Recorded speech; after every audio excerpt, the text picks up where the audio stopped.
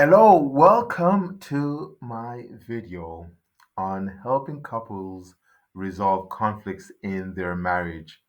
So, as a relationship coach, one of the issues that always seem to arise is how to effectively manage the conflict that arise in relationships.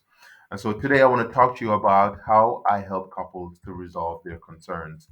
A little bit about myself. So, I've been happily married for 20 years. I strongly believe that happy relationships create happy societies and communities. I have been a minister of religion for many years and I've performed quite a few marriages and I've counseled many couples.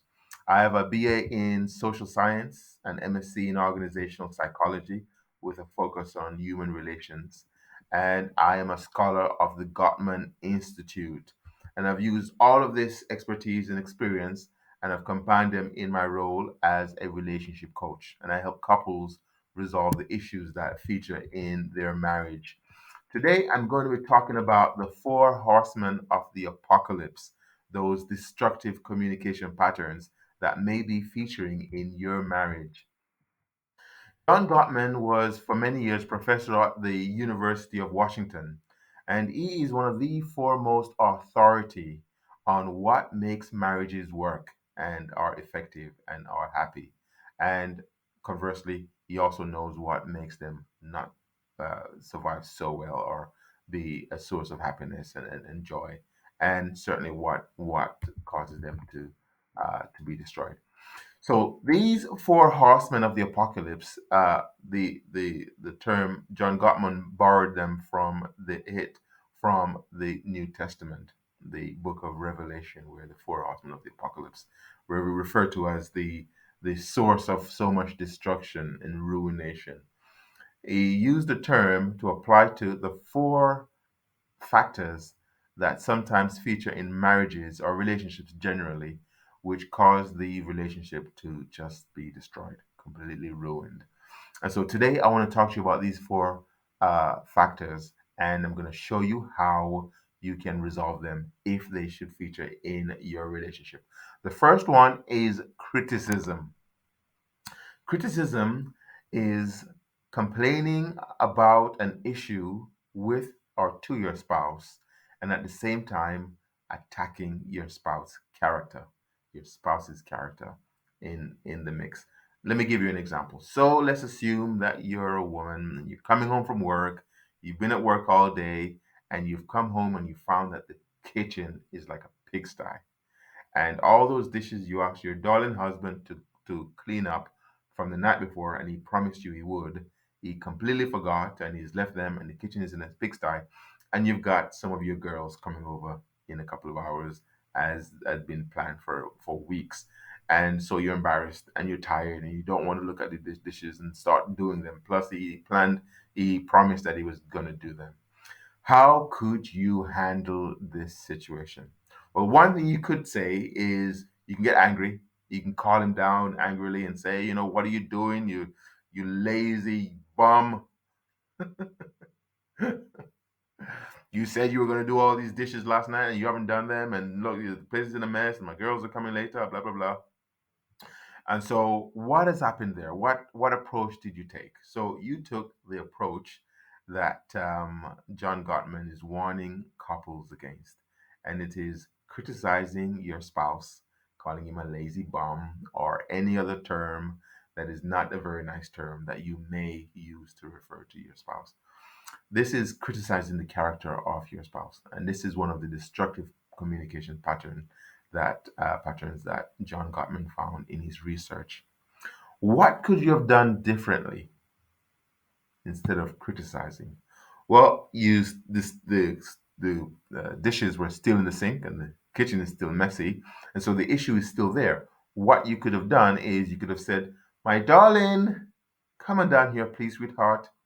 I know you promised to do these dishes yesterday, and you will do them. I was kind of hoping that you just do them before my girls come later, because and so you're speaking with a nice tone. You're using terms of endearment, and by the way, the nice tone and the way you approach the conversation, John Gottman referred to it refers to that approach as the soft startup approach. And the soft startup approach is not launching into the issue, especially if you're upset. Don't do that. It's terms of endearment, nice tone of voice, and assuming that your husband meant to do it, but he was really, really busy, and he will do it eventually. Just he needs to do it within an hour because your girls are coming back. So there's a bit of a time pressure on this scenario, on this situation.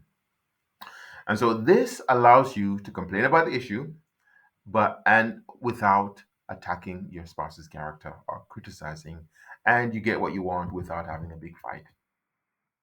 The next factor, or the next horseman of the apocalypse, is defensiveness. And defensiveness usually sometimes follows criticism. And defensiveness could feature, we'll use the same scenario. Your husband might say, look, I've been upstairs in front of my, you were at work, but I was at work too. I was upstairs in the office working, and I've been on my computer all day, and I've got this project that I need to hand off. And time is, and I'm under pressure and blah blah blah. So he could start to defend himself and just get into this, defensive kind of mode. What could he have done to deviate from defensiveness? Well, he could have started by taking some of the blame. The fact is, he did promise you the night before that he would do the dishes, and yes, he was busy, and yes, he was working, and all these things kind of stopped him from doing the dishes, but he had promised. And either way, you're his darling wife, and your wish is his command, as most wise husbands would take that approach. And so he wants to use soft startups as well, saying, "Oh yeah, you're right, darling. I did promise to do those dishes, and I know your friends.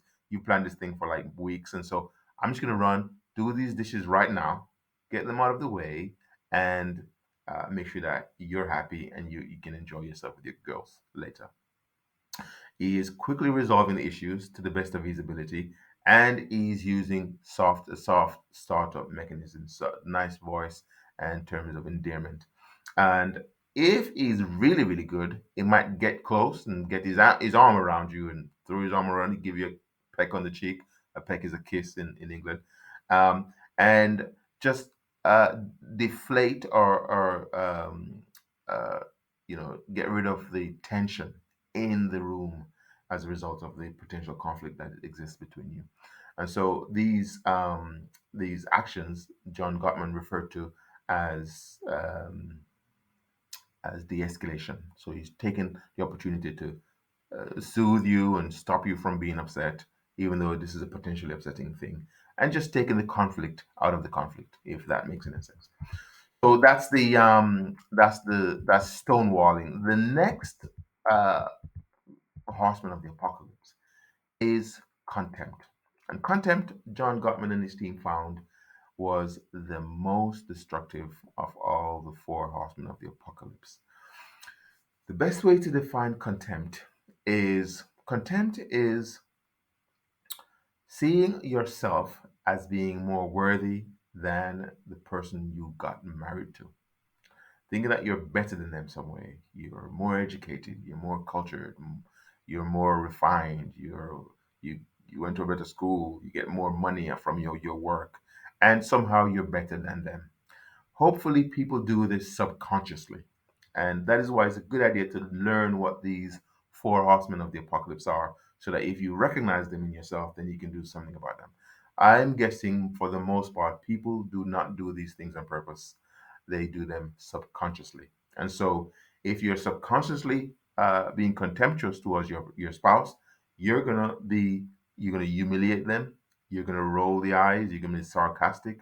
You're gonna do all these negative things that have a negative impact on their health. And the research showed that people who were married to contemptuous spouses had more chance of catching communicable diseases within the months and years to follow as a result of this, just the stress of being in a relationship with these people. And so, what is the antidote for contempt? Well, it's just simply appreciating your spouse, being humble and saying, "My goodness, I am married to the best woman or the best man. I so love this person and I'm so grateful for this person." Being appreciative, acknowledging the value of your spouse, and being humble. This approach will allow you to not be contemptuous towards your spouse. The fourth horseman of the apocalypse, John Gottman and his team found was, or he named, stonewalling. And stonewalling could be defined as the man, and the research found that 80% of the time it was the men that were stonewalling. And stonewalling could be defined as just shutting down and not communicating with your wife. So in the research, often the men that were there, they were looking away, probably down, and they're not, folding their arms maybe, and they're not just not looking at the wife or engaging with her in any way. And she's frustrated. She's thinking, I need to get this man's attention. So instead of using a 9 millimeter on him, she's pulling out the cannon to really get his attention. And the researchers could see that while his body language was quite neutral, potentially negative with this action, his heart rate was going crazy. So he was physiologically aroused. After the exercise, John Gottman and his team would say, at this point in the exercise, what was happening? What was going on? We noticed you weren't saying anything, but we could tell your heart rate was going crazy. I mean, what was happening? Quite often the man would say, look, I was just she was driving me crazy, and I just wanted to, just leave the situation. But I just wanted to, so I just decided to just not say anything. And so it was an attempt to self-soothe. He was feeling overwhelmed in the situation, and he was trying to self-soothe. And so what they found in the research was they would ask couples to kind of talk about a conflict that may be a recurring conflict. And just in parentheses, they found that the effective couples, who they refer to as the masters, and the couples whose relationship weren't doing so well, they refer to those guys as the disasters. The couples who were successful, the effective couples, they had 69, nearly 70% of the conflict issues that occur in their marriages were reoccur. There were conflict issues that were not resolvable, and so the issue was not the conflict; it was how they were being dealt with. And so, in the middle of this research, they would have these couples talk about a conflict issue that was recurring in the marriage, and in the middle of when they're kind of getting a little bit heated with each other, they would say, "Oh, sorry guys, just like hold off for a minute. Our equipment got a bit of a technical malfunction here. Just like don't say anything to each other for a few minutes. We're just gonna be with you in a few minutes. Just thanks for your patience." And so they will stop them from talking to each other, and gradually as the physiological arousal was going down, the heart rate was going down, they're starting to get a little bit calm. But 20 minutes later they'll say, "Oh, thanks guys, yeah, we're all good now, the equipment's working fine, carry on, but look, don't talk about that last topic. We'll talk about something else. In fact, why don't you focus on this question?" And they'll give them some other topic to talk about. And they found that the couples, they got back talking to each other again, and they were just getting on like a house on fire. And so this demonstrated that in a situation where you're feeling flooded, which is a term they use for being this, physiologically aroused and you're kind of overwhelmed, you just call time out and say, "Look, darling, I'm a little bit upset. This is a bit of a tough conversation for me. I need to go for a walk." And just get out of there and just go for a walk or do something. Go away for about 20 minutes, ideally away from each other. And if you're the wife and your husband is asking for time out, let him have it. Ideally, husband, you want to say to her, "Darling, we'll catch up in about 30 minutes or 20 minutes about this topic, and we'll try to resolve it. But right now, I'm just not, I'm a little bit upset." And so, if husbands or wives, whoever is the person who's experiencing the flooding, could just call time out as a means of self-soothing, then they could get rid of this. That's the antidotes. I'm sorry for the stonewalling. And so, what I want to do then is I want to talk about the four actions that should be taken to resolve these four horsemen, these four destructive communication patterns. Soft startups, you do want to try to not assume that your wife or your husband mean to get you and they're really, really kind of, out to get you. You just want to assume that they mean well. She's really concerned about the kitchen. She's not trying to attack me, and you just focus your attention on that. and be positive in that way. Soft startups involves, using terms of endearment, nice, nice soft voice, and carefully broach the topic.